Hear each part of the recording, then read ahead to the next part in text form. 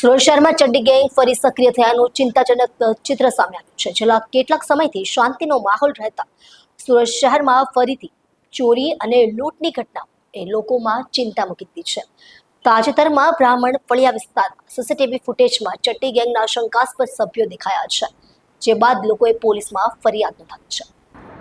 Social મીડિયામાં ઝડપથી viral થઈ રહેલ વિડીયો ક્લિપમાં કેટલાક યુવકો અર્ધનગ્ન હાલતમાં ઘરોના આંગણામાં પ્રવેશતા નજરે પડે છે. તેઓના ચહેરા છુપાવવામાં આવ્યા છે અને તેઓ રાત્રિના અંધકારમાં પ્રવેશ કરતા જણાય છે. લોકોમાં આ મામલે ભય અને ગુસ્સો બંને ઊભા થયા છે. બ્રાહ્મણ ફળિયા વિસ્તારમાં ફરી વખત આવા શખ્સો દેખાઈ આવતા ડુમસ પોલીસ દ્વારા તપાસ શરૂ કરવામાં આવી છે. પોલીસના એક ઉચ્ચ અધિકારીએ જણાવ્યું કે સીસીટીવી ફૂટેજના આધારે પોલીસ ટીમ સ્થળ પર પહોંચી છે અને સમગ્ર મામલે કાયદેસરની કાર્યવાહી કરવામાં આવશે. સંડોવાયેલા શખ્સોને ઝડપવા માટે ચોકસાઈથી કાર્યવાહી હાથ ધરાઈ છે.